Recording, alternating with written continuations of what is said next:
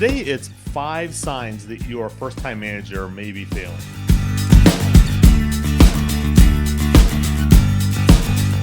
Now, first-time managers, they realize that managing their team is different from what they thought it would be.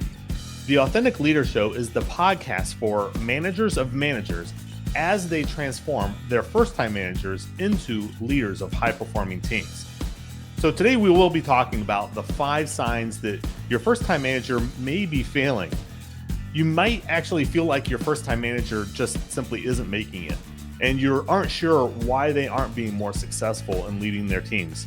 So here are the 5 things that your first-time manager may be failing at doing, and then also really even what to do with it. Number 1 is that your first-time manager isn't seeking help. Now, my leadership clients will tell you one of the most powerful phrases that a manager can say is that I need help. Especially for those first-time managers, is this true? First-time managers, they are, though, reluctant to ask for help because they perceive that it exposes them. Now, I get it. I was also reluctant as I was a first-time manager, and I continued to spin my wheels trying to pretend that I knew what I was doing. Everyone, and I mean everyone, including my peers and my team and even my boss, they knew that I didn't know what I was doing. But I was convinced that I was fooling them all. And of course, I wasn't. Now, for first-time managers to admit that they need help is a first step really to ultimately being an authentic leader of high-performing teams. The reason for having a team is to help those first-time managers. Otherwise, of course, they wouldn't have a team. Everything your team is doing is helping the first-time manager. And the team wants to help. It's really the only reason that you have a team. Number 2 is that first-time managers, they're inconsistent with their results and their team is not performing to their capabilities. Jumping from one thing to another without any clear direction or purpose, it does not create consistent results. You're probably no surprise to hear that.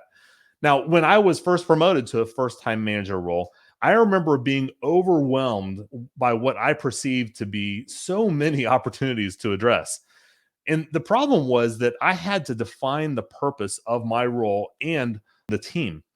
I also didn't recognize that everyone on my team came from different backgrounds, experiences, skills, and motivations. While we were a team, I needed to recognize that each person on the team was different, and I needed to adjust my management style to meet them where they are. And I couldn't apply my management style or really any single management style to everyone consistently across the entire team. I had to adjust for each member of the team. Number 3 reason that your first time manager may be feeling is that your first time manager isn't taking responsibility for the things that are going wrong, or they explain why it isn't their fault. And for a first time manager, it seems counterintuitive to expose their mistakes. For many first time managers, it feels like this is a team that I inherited. And they think, how could this be my fault when someone else actually hired all of these people to be on my team? Well, the bottom line for first time managers is that it doesn't matter how they got the team or the people who are on the team. The real thing that matters is that they have them now. The performance of the team is fully, of course, the manager's responsibility.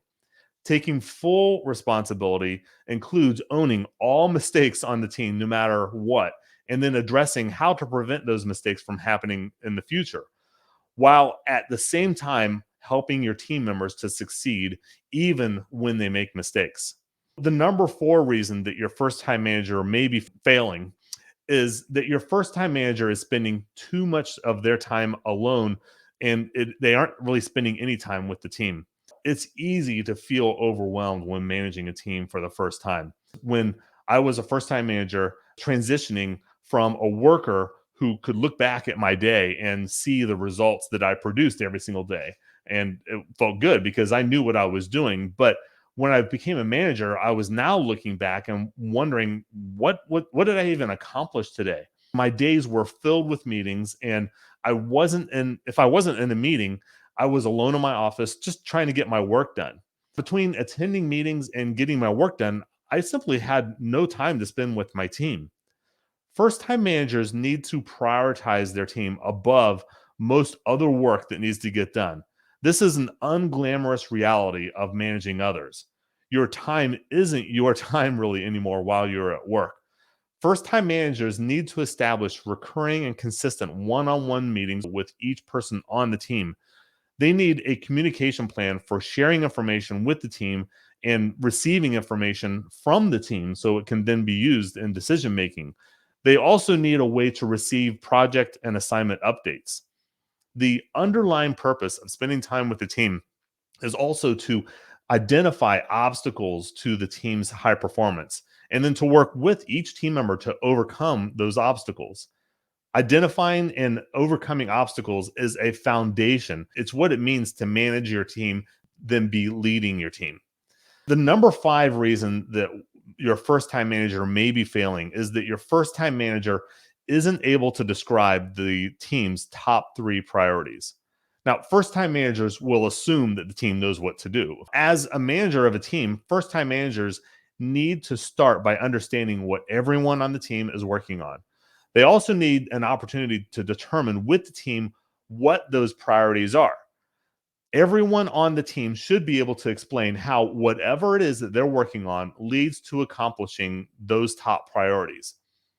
Even better, of course, is to ask for help from the team as you're determining the team's top priorities, as well as individual priorities for each person on the team. If you would like to see if your first-time manager is a good fit for the First Time Manager Summit, you can learn more at AuthenticSuccessOnline.com. If you can relate to anything that I shared here today, ask me any additional questions. Hey, I'd love to talk with you. You can put a comment right here and I'll respond. You can also DM me or just reach out to me through my LinkedIn profile. You can find me on LinkedIn at I am Christopher Jones. You can find more information and other free resources when you go to ChristopherRJones.com. Hey, I want to thank you for joining us today. Come back next week for another episode. Next week.